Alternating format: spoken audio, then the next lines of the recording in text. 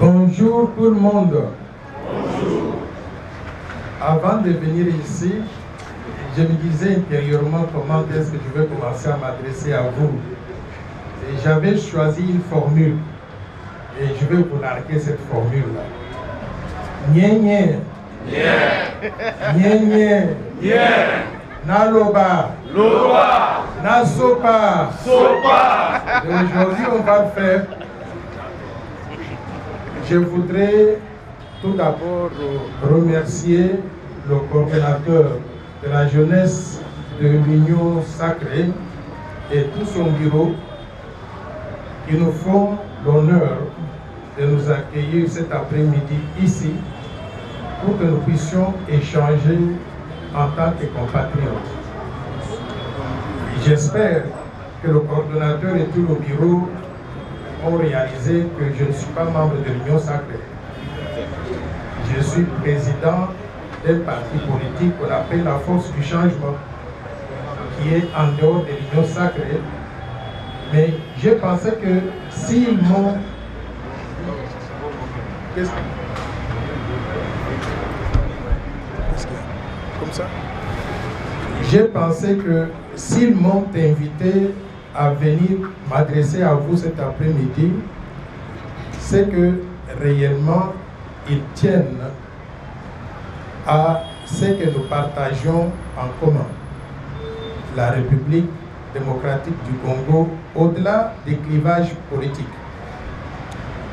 La loi Tchani de père et de mère, c'est cette loi-là qui nous unit tous, contrairement à certaines opinions propagées par certaines personnes pour des raisons qui leur sont propres.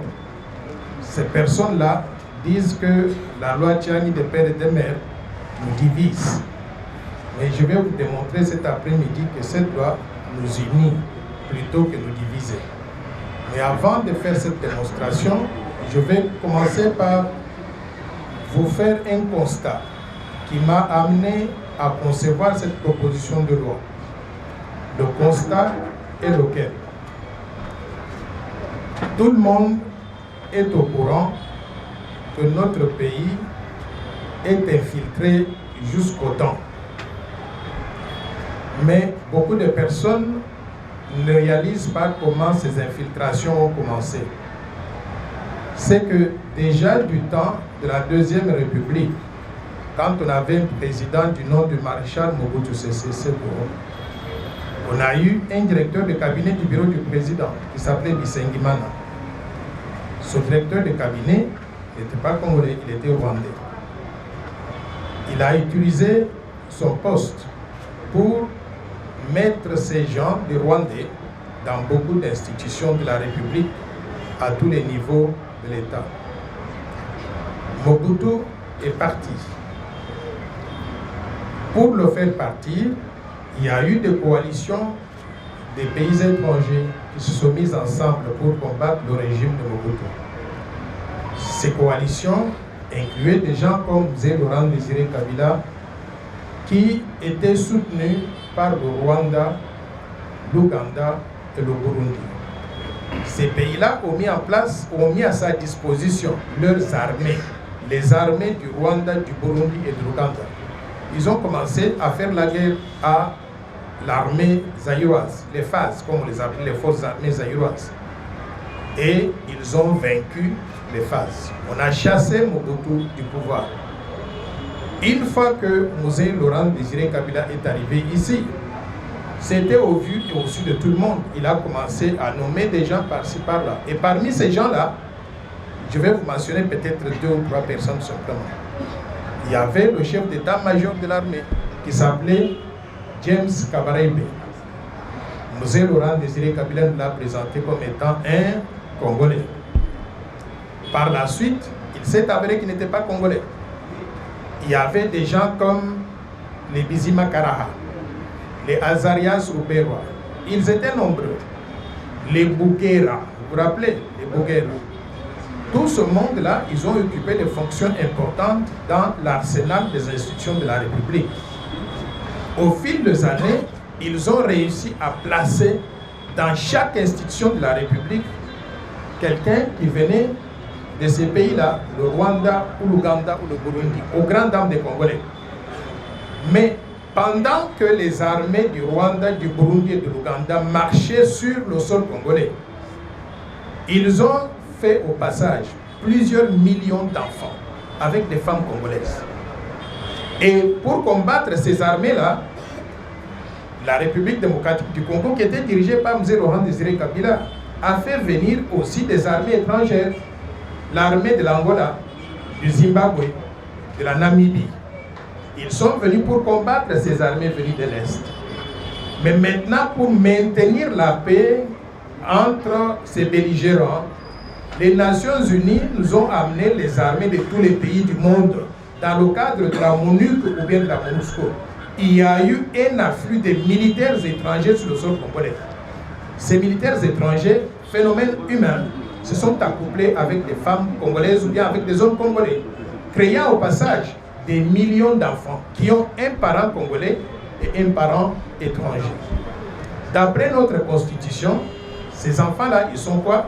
Ils sont congolais. Et nous, on les accepte, ils sont les nôtres. Ce sont nos neveux, nos cousins, nos petits frères, tout ce que vous voulez. On les accepte, on ne les refuse pas. Parce que la constitution congolaise donc dit que pour être congolais, il faut être des pères ou des mères, être des pères et des mères, ou même être un étranger venu ici et se naturaliser pour prendre la nationalité congolaise. Ou même aussi, il y a ce qu'on appelle les apatrides. Les apatrides sont des gens qui n'ont pas de pays. Vous vous réveillez le matin, vous allez devant votre maison, vous trouvez un enfant avec des yeux à côté, il est jaune, vous le prenez pour des raisons humanitaires, pour qu'il ne puisse pas mourir de faim, vous l'amenez dans votre maison, il grandit. Cet enfant-là, qui n'avait pas de parents, qui n'a pas de pays, il est congolais. On l'appelle les apatrides devenus congolais. La constitution congolaise dit que tous les Congolais sont les mêmes. Et ils ont les mêmes droits à tout dans notre pays. Et nous, nous acceptons cet article-là comme tel. On ne le conteste pas. Donc, Congolais de père et de mère, Congolais de père ou de mère, étrangers naturalisés congolais ou apatrides devenus congolais, tous, nous sommes égaux. Nous nous aimons tous, nous devons tous nous aimer, on ne doit pas se diviser. Et nous avons droit à tout dans notre pays. C'est-à-dire que chacun de nous là peut devenir joueur de football, marchand, vendeur de poissons. Il peut devenir président des clubs de football. Il peut être ministre des sports, ministre de la culture. Tout le monde a droit à ces postes-là. Il peut être homme d'affaires. Il peut travailler dans une entreprise privée ou publique. Nous avons tous droit à tout dans notre pays. Mais nous disons que pour des raisons de souveraineté nationale, pour protéger notre pays contre des infiltrations étrangères et surtout pour éviter de mettre certains de nos compatriotes dans une situation de conflit d'intérêts, nous allons réserver l'accès à certains postes que je vais énumérer tout à l'heure, qu'on appelle des postes de souveraineté, exclusivement aux Congolais d'origine, nés de pères et de mères congolais d'origine. Pourquoi est-ce que je fais cette distinction-là? C'est parce que je ne voudrais pas placer notre pays dans une situation de loyauté partagée, où nous avons par exemple quelqu'un qui occupe l'un des postes que je vais énumérer tout à l'heure, à supposer que ce soit président de la République, s'il a un père rwandais, une mère congolaise. Cette personne se trouve dans une situation de conflit d'intérêts. Pourquoi? Parce que s'il est président de la République et qu'il y a un conflit entre la RDC et le Rwanda de son père, il va trancher en faveur de quel pays? Parce qu'il aime beaucoup sa mère congolaise et il aime beaucoup son père aussi rwandais. Et nous, on ne lui demande pas de ne pas aimer l'un de ses parents. Il doit les aimer de la même façon. Maintenant, pendant qu'il est président de la République démocratique du Congo, il entend qu'il y a un président au Rwanda, qu'on appelle Paul Kagame, qui va au Bénin et qui dit que le Rwanda réclame des terres qui se trouvent à l'est de la RDC, c'est-à-dire le sud Kivu, le Maniema et le nord Kivu. Maintenant, nous avons un président dont le père est rwandais. Comment est-ce qu'il va trancher ce conflit-là? Il sera en quelque sorte contrarié, forcé de prendre position entre le pays de sa mère et le pays de son père. Ce n'est pas juste à l'égard de cette personne-là, parce que personne n'aime choisir entre sa mère et son père. Il les aime de la même façon.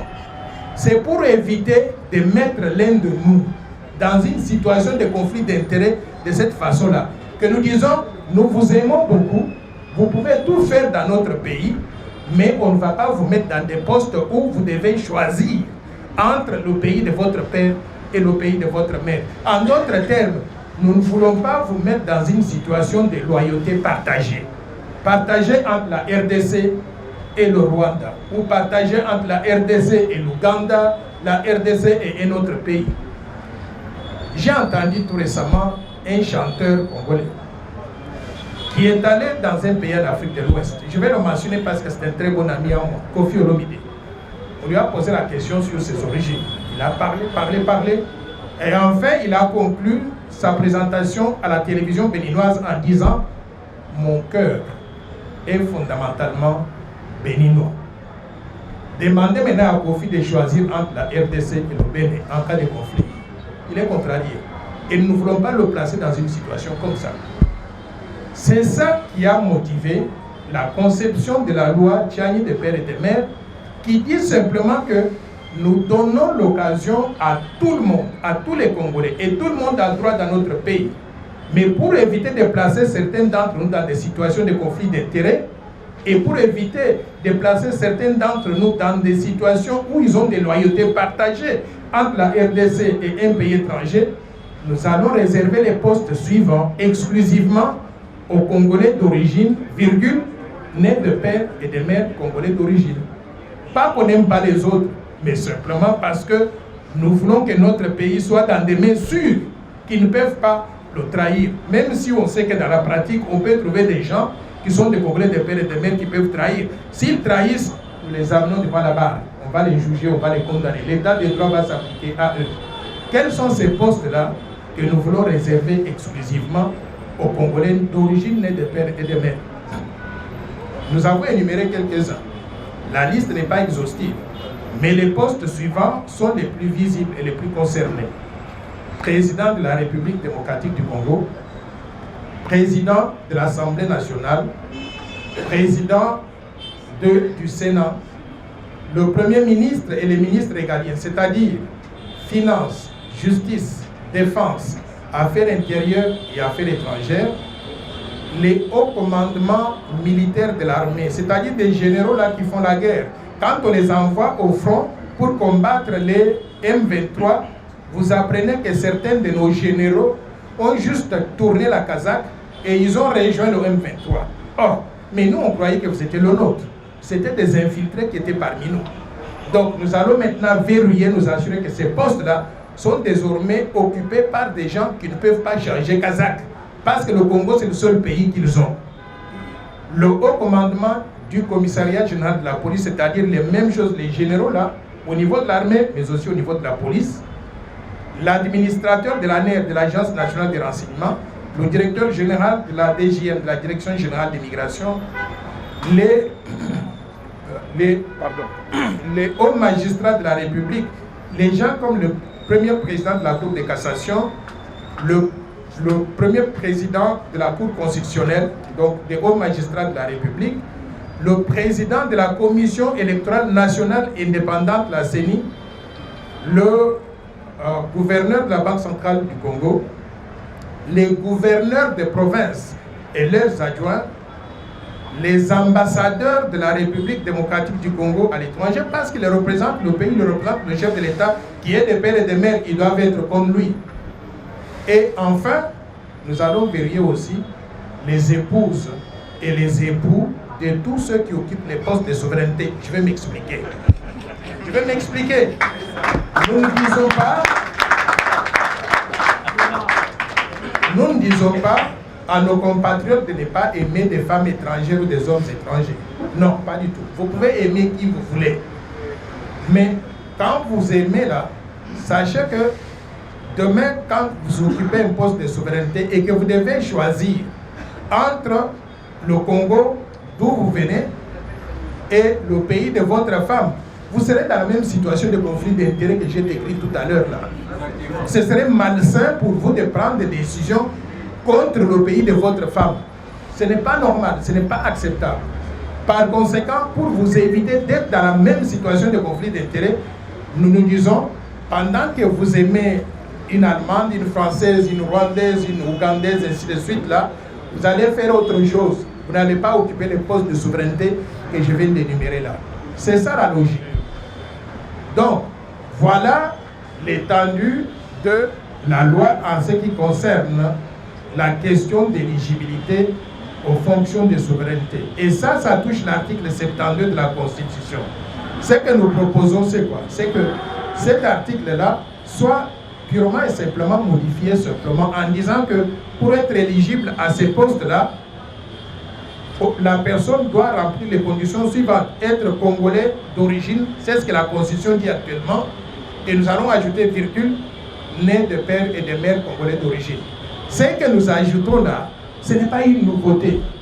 Ça existait pendant la période de la Deuxième République. Pendant que Mobutu était président de ce pays, la Constitution du Zaïre disait la même chose. Pour être éligible à ces postes-là, pour être éligible au poste du président du mouvement populaire de la Révolution, président de la République du Zaïre, il fallait être zaïrois d'origine, virgule, né de père et de mère zaïrois. Donc, quand les belligérants sont allés en Afrique du Sud pour écrire la Constitution de 2006, ces belligérants, ils ont fait tomber la mention né de père et de mère. Et pourquoi ils l'ont fait? C'est parce que ces belligérants-là ne défendaient pas simplement les intérêts du Congo. Les belligérants étaient lesquels? Le RCD Goma de Azarias Ruberwa, soutenu par qui? Par le Rwanda. Le MLC de Jean-Pierre Bemba, soutenu par l'Ouganda. Et il y avait maintenant lui-même Mzee Laurent Désiré Kabila, soutenu par l'Angola, le Zimbabwe et la Namibie. Par conséquent, notre constitution ne reflète pas simplement ce que nous voulons en tant que peuple congolais. Ça reflète aussi la volonté de ces pays-là, les parrains qui étaient derrière ces mouvements rebelles. Par conséquent, nous voulons purifier notre constitution aujourd'hui en enlevant ces mentions-là qui ont ouvert la boîte de Pandore pour faire entrer dans la bergerie ces enfants-là issus des combinaisons que j'ai décrites tout à l'heure avec les militaires rwandais, ougandais, burundais et les militaires de tous les pays du monde avec les femmes congolaises. Mais, je répète, cela ne doit pas diviser la population congolaise. Nous disons comme tous les autres pays du monde, et je vais mentionner quelques pays du monde qui ont adopté la même disposition, nous disons simplement que pendant que nous nous aimons tous en tant que Congolais, et nous devons rester solidaires, on doit donner des opportunités à tout le monde. Nous allons faire cette incise-là pour protéger un bien qui est particulier, la souveraineté nationale et l'intégrité territoriale. Parce que si l'un de ces enfants qui ont des loyautés partagées arrive à accéder à ces postes importants, il peut mettre à mal la souveraineté nationale et l'intégrité territoriale. Comme je l'ai décrit tout à l'heure là, comme Kagame est en train de réclamer les terres à l'est de la République, qui a envie de voir la RDC perdre le Kivu, le Nord Kivu, le Sud Kivu, le Maniema, pour donner donc à Kagame. C'est pour faire échec à ces idées de balkanisation, d'atteinte à l'intégrité territoriale que nous proposons cette loi. Mais la question que nous devons nous poser est celle-ci. Est-ce que nous sommes le seul pays de la planète à adopter une disposition de ce genre-là? Je vous dis non. Il y a des pays juste à côté comme la Zambie.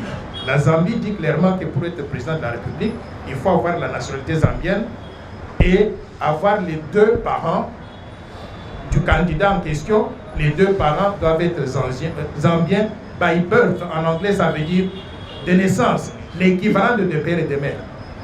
La Tunisie, elle dit la même chose. L'Égypte dit la même chose. Et ils vont jusqu'à 4 générations à partir du candidat à la présidence de la République. C'est-à-dire, les pères et la mère doivent être tunisiens ou égyptiens ou marocains. Les grands-parents doivent être la même chose. Les arrière-grands-parents, la même chose. Même chose aussi du côté donc, de la femme, de l'épouse. Par conséquent, nous ne sommes pas le seul pays de la Terre à penser de cette façon-là. Et d'ailleurs, je voudrais vous dire que tous ces pays que je viens de mentionner, c'est-à-dire la Zambie, la Tunisie, le Maroc, l'Algérie et beaucoup d'autres, nous sommes tous membres d'une organisation qu'on appelle les Nations Unies. Les Nations Unies n'ont jamais demandé à ces pays-là d'enlever cette disposition-là parce qu'elle serait, d'après eux, discriminatoire. Ils n'ont jamais demandé à ces pays-là. Par conséquent, les Nations Unies sont mal placées pour venir pointer du doigt notre proposition de loi en RDC en nous disant elle va faire la discrimination, elle va éliminer certaines personnes. Bintou Keïta, qui est représentant de la MONUSCO ici, et n'a qu'à aller déjà demander à son pays, la Guinée, Conakry, de changer la constitution. Et s'ils ne peuvent pas le faire, et demander à la Tanzanie, à la Zambie, à la Tunisie, de faire la même chose. Par conséquent, ils ne doivent pas nous interdire à nous le droit de protéger aussi notre souveraineté nationale en adoptant cette loi ici. Ça, mesdames et messieurs, c'est le premier volet de la loi. Il y a un deuxième volet important.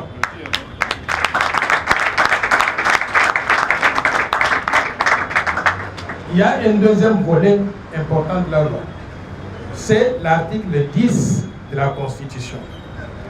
L'article 10 dit que la nationalité congolaise est une et exclusive.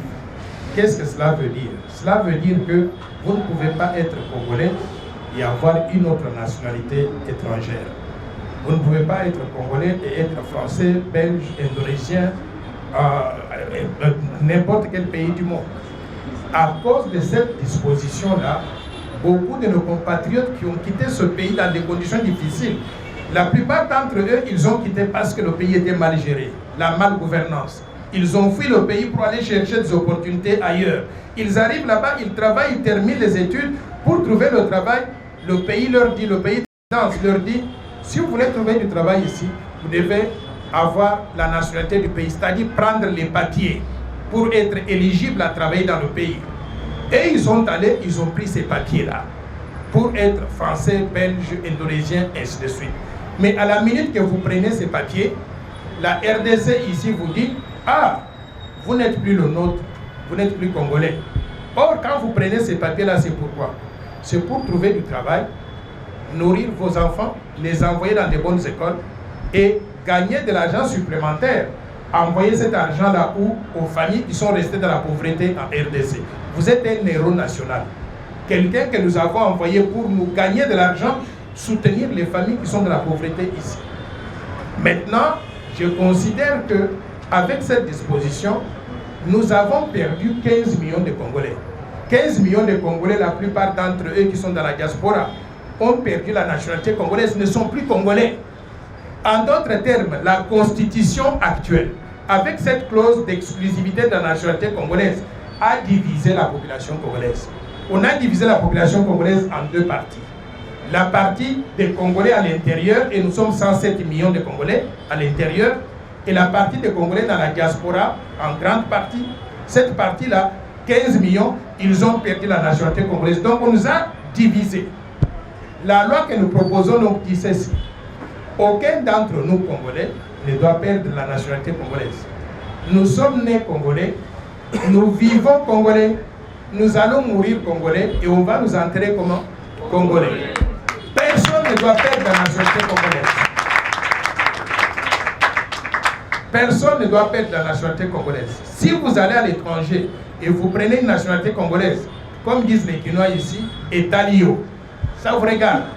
Mais le jour que vous revenez à Kinshasa, à l'aéroport d'Indil ou à n'importe quel point d'entrée, vous présentez le passeport congolais, nous vous acceptons, nous ne voulons même pas savoir est-ce que vous avez une autre nationalité ou 10 000 autres nationalités. Ça, c'est vos papiers à vous, ça vous regarde. Mais nous, Congolais, nous vous accueillons comme étant notre frère et notre sœur qui revient en famille, qui revient au bercail. On n'a pas besoin de vous bloquer, de vous barrer la route. En faisant ce changement-là simplement, c'est-à-dire remplacer la nationalité congolaise et une exclusive par la nationalité congolaise est irrévocable. En changeant simplement ce mot-là, nous allons redonner la nationalité à 15 millions de personnes. 15 millions de Congolais.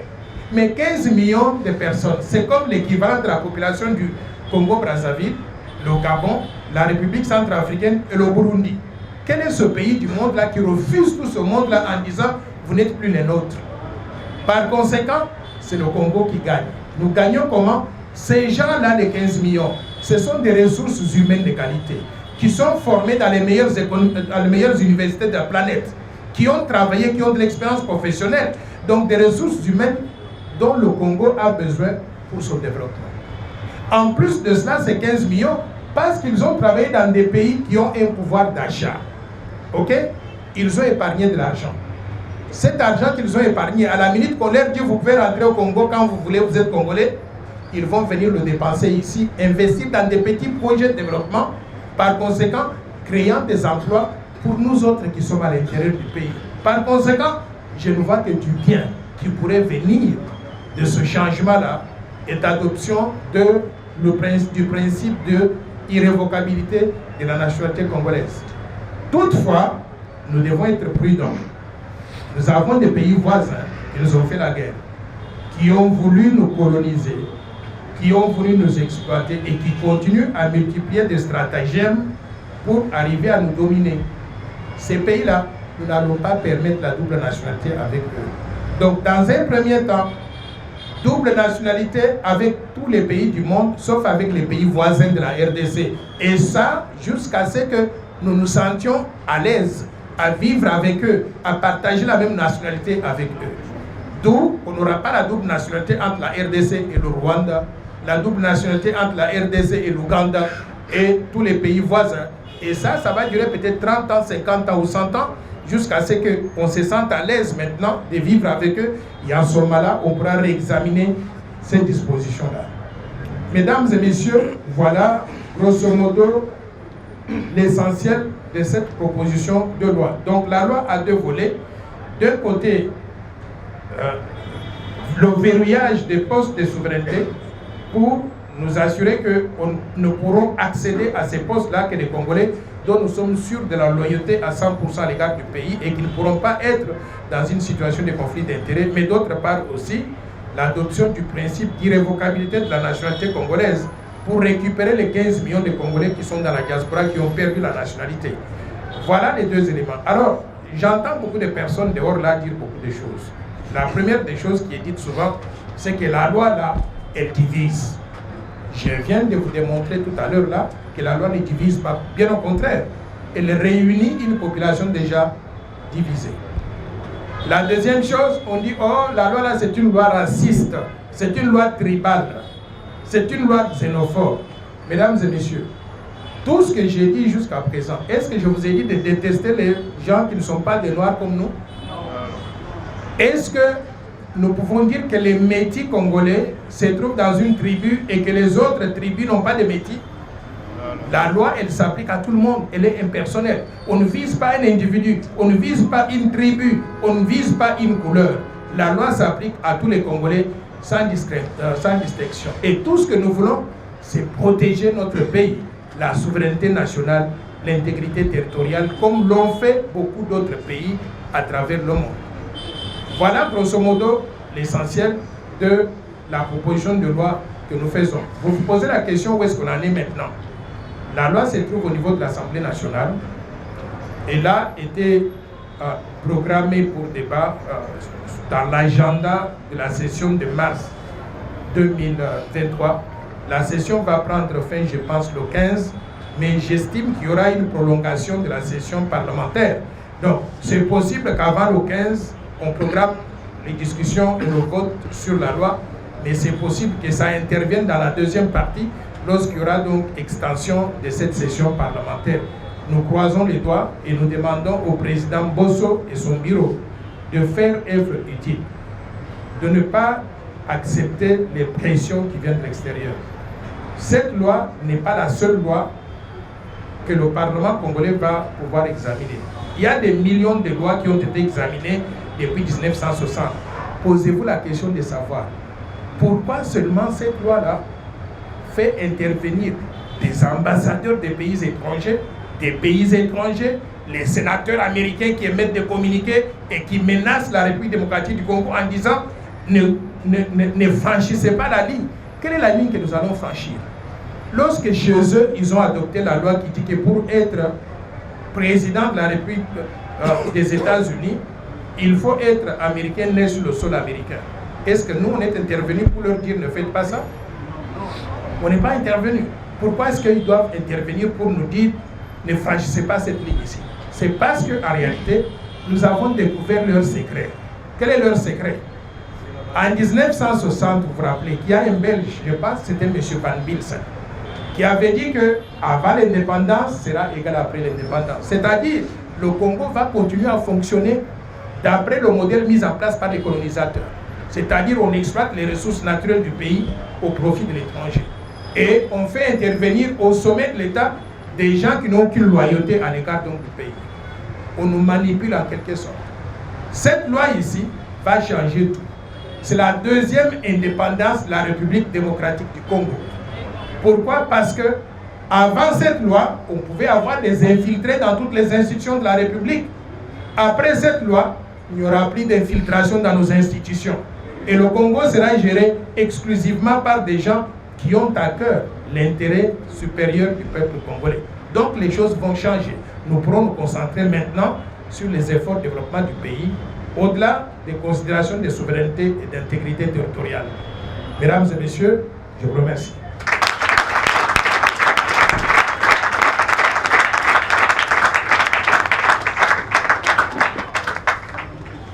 Merci, le professeur Dr Noël Tchani.